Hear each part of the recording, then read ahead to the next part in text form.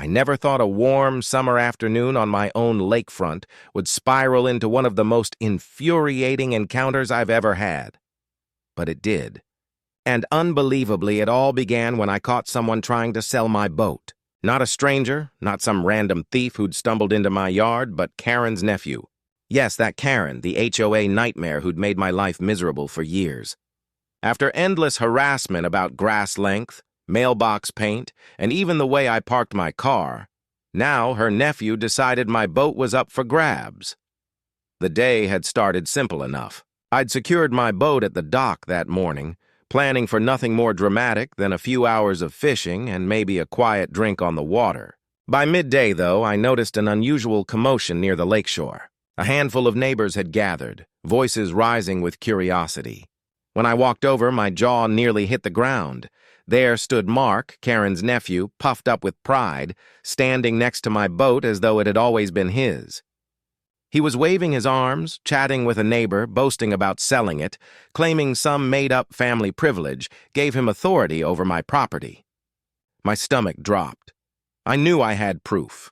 Photographs, registration, receipts, years of documentation showing without a doubt that the boat was mine. But when I confronted him, Mark brushed it all off with a lazy grin, as if paperwork meant nothing. "It's a family thing," he sneered.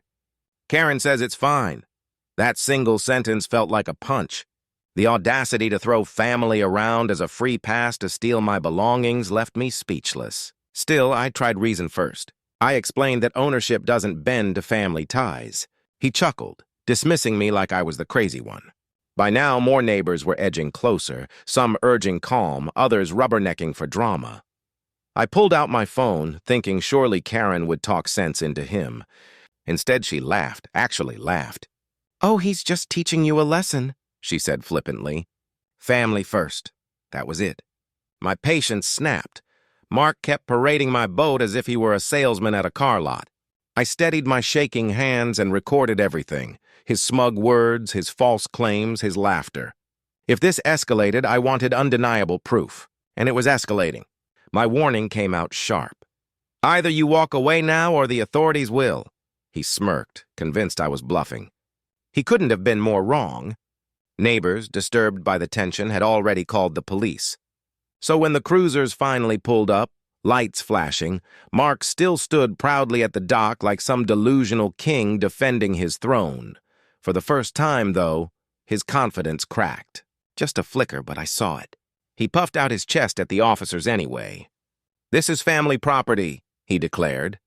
"My aunt gave me the right to sell it." Dozens of eyes swung my way. Calmly, I presented my stack of proof. Registration, receipts, photos stretching back years. Officer Ramirez, a steady veteran, flipped through the documents with deliberate care, then leveled a look at Mark that said everything. "Sir," he said firmly, "what you're doing is theft, plain and simple." Mark flushed crimson but still tried to argue, babbling about family rights. The officers exchanged exasperated glances, their patience thin. I walked them through the whole story, while neighbors chimed in. Eyewitnesses confirming Mark's ridiculous attempt to peddle my boat like it was his. With the evidence piling higher by the minute, the officers told him to step aside. He exploded instead, raising his voice, trying to swagger his way out. But the law doesn't sway for arrogance, and then came the moment that shut it all down. Officer Ramirez snapped the cuffs on him. Mark fought, protested, shouted about his aunt, but it didn't matter. "You're coming with us," the officer said coolly, leading him to the patrol car. That's when Karen herself appeared. No smug grin this time, just wide-eyed panic. She shouted about family rights, about how unfair it was, but it fell flat. Her nephew had crossed a very real line, and the law wasn't going to play by her rules. As the patrol car pulled away, I finally let out the breath I'd been holding. Relief washed through me, my boat secure, my boundaries reinforced. The neighbors applauded softly, some in support, others shaking their heads at the absurdity. And just like that, my lazy summer afternoon had turned into a lesson in entitlement, boundaries, and the importance of standing firm. What began as an ordinary day by the lake ended as a story no one in the neighborhood would forget anytime soon. I knew this wasn't something I'd forget anytime soon. But with Karen, the real storm hadn't even hit yet. She was never the type to back down quietly. I could feel it brewing, the phone calls, the threats, the next attempt to shove her so-called family privileges in my face. If there was one thing I had learned, it was that Karen always doubled down. And this time, I braced myself because I had a feeling she was about to make it personal. I thought the ordeal ended when Mark was cuffed and driven off, but I underestimated how far Karen was willing to go. By nightfall, my phone wouldn't stop buzzing. At first, it was just texts, sharp and angry, dripping with entitlement. "You don't know who you're messing with," one read.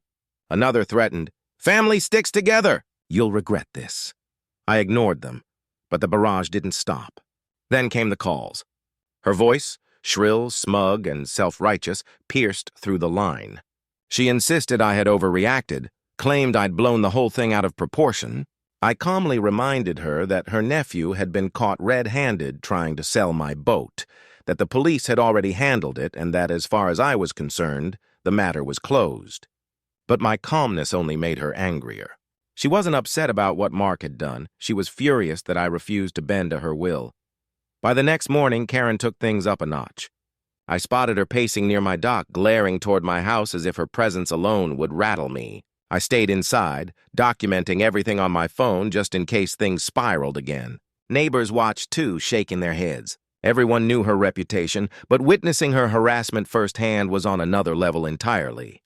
That's when I decided enough was enough. I reinforced the locks on my boat, set up new security cameras, and contacted local authorities to ensure they were aware of what was going on. Every step I took was meant to protect my property and make it clear. My boundaries weren't up for negotiation. Just when I thought I'd bought some peace, the phone rang again. This time it was Mark, out on bail. His voice dripped with arrogance, trying to guilt-trip me into loaning him the boat or pretending it was his for the summer. I stayed silent. In the background, I heard Karen yelling, pushing him to handle things the family way. I hung up without saying a word, realizing the fight wasn't over. It was just changing form. That evening, a neighbor stopped by with something shocking, a recording of Mark bragging about nearly getting away with selling my boat, with Karen laughing along in the background. Hearing it lit a fire in me. I wasn't just angry, I was vindicated. Now I had hard evidence, not only for the police, but for anyone who doubted just how outrageous their entitlement had become. Even so, the message was clear. Karen wasn't just a nuisance. Left unchecked, she was dangerous, and I had to stay vigilant. The following morning, tension thickened the air. Her car was parked just outside my driveway, and she was pacing again, plotting her next move. I forced myself to stay calm, documenting everything, and spent the morning securing the property further. She wasn't going to catch me off guard again. By mid-afternoon, the inevitable clash arrived. Karen stormed up to my front door, flanked by a couple of her friends, clearly hoping to intimidate me with numbers. She shouted about family rights, about how I'd humiliated her nephew, about how I'd regret pushing back. I stood firm, letting her words wash over me. Any reaction would only feed her. Finally, she snapped, "Step aside or you'll regret this." I met her glare and said evenly, "I've already involved the authorities. Every step you take is documented. The law doesn't protect entitlement. It protects the truth." Her friends shifted uncomfortably, exchanging glances that betrayed doubt. For the first time, I saw Karen falter. I reminded her quietly but firmly that the police already had videos, witness statements, and Mark's own arrest record. That flicker of fear in her eyes told me the weight of reality was finally sinking in. And then the wail of sirens filled the street. Law enforcement pulled up once again. Officers approached, and Karen's bravado crumbled. She tried to play it off, claiming she was just visiting, but the officers weren't buying it. They reminded her of the harassment, the trespassing, the ongoing complaints. This wasn't a game anymore. This was a pattern of behavior with real consequences. After a tense exchange, they escorted Karen off the property, leaving her friends trailing behind. Relief washed over me as her car finally disappeared down the street. The neighbors had watched it all unfold, and the message was loud and clear. Boundaries matter, and entitlement only goes so far.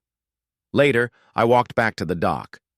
The sun was warm on my face, the boat rocking gently in its rightful place, safe and sound. For the first time in days, I let myself breathe deeply.